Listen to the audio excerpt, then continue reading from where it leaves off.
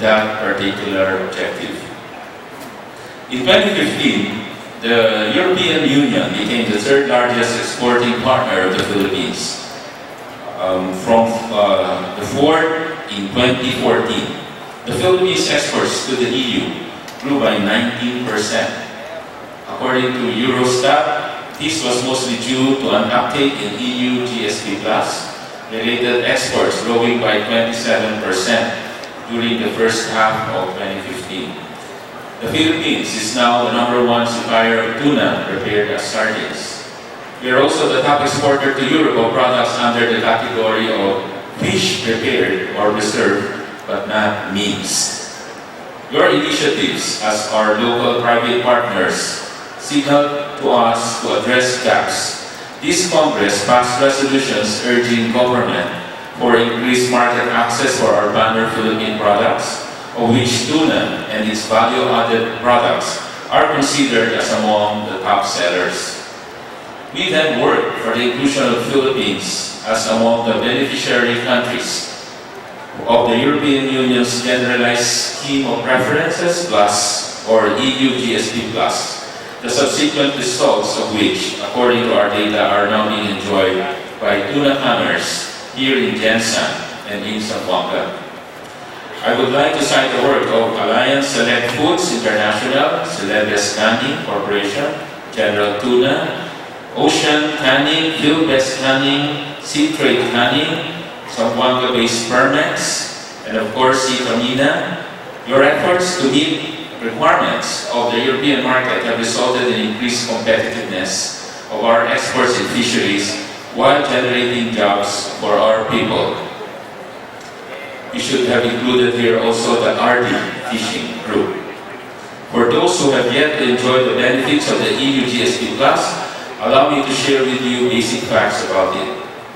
EU GSP Plus is a preferential tariff scheme granted by the EU to the developing countries that meet the very stringent application requirements. This included the ratification and implementation of 27 international conventions on human and labor rights, environmental protection, and good governance. The Philippines is currently the only country in ASEAN to enjoy this scheme after EU formally accorded beneficiary country status in December 2014. Philippine producers can now export more than 6,274 products to any of the member countries of the EU at zero tariff using GSP Plus.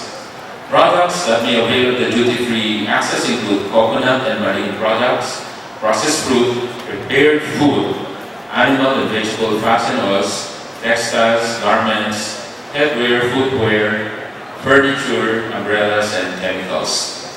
The EU GSP Plus provides a strong incentive for all of us to work together, especially in the areas of labor rights and environmental protection.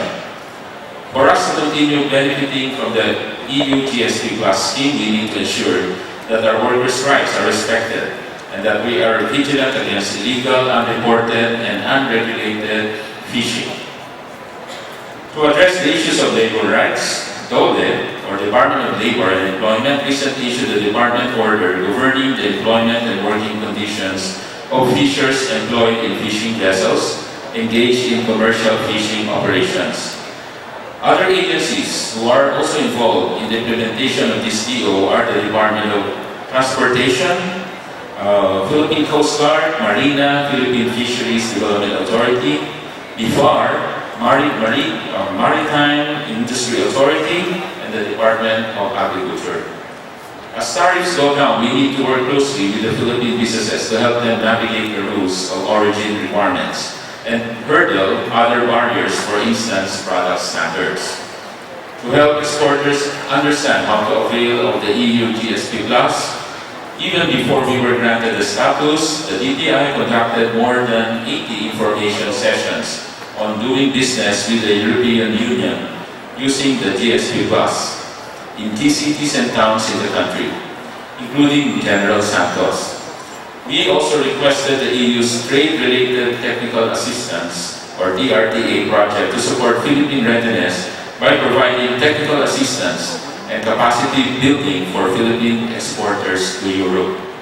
We will continue to conduct dialogues with the private sector to explore ways to assist micro SMEs utilizing preferential tariff under the EU GSP+. However, the EU GSP Plus only provides short to medium-term access, around 6 to 7 years, to the EU market.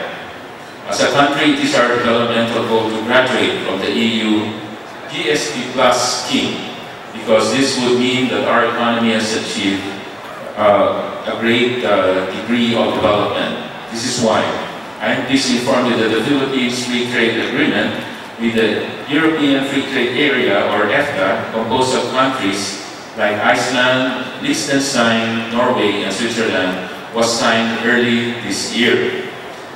The PH-EFTA, or Philippines EFTA Agreement, will come into force once domestic ratifications are in place.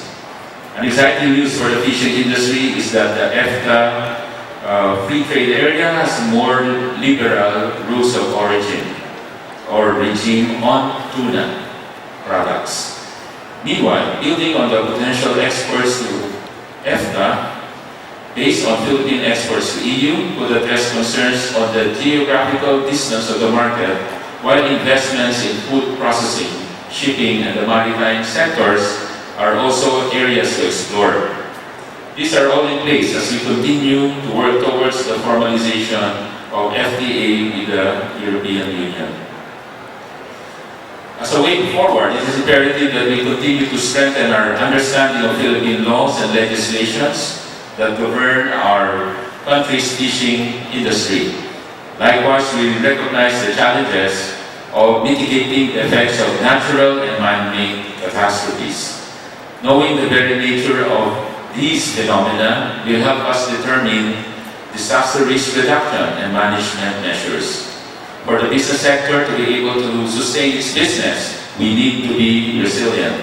DTI provides business resiliency trainings for entrepreneurs, and I hope you were able to attend our free seminars held at DTI General Santos recently concluded Negosyo Consumer Antibaba Trade Fair.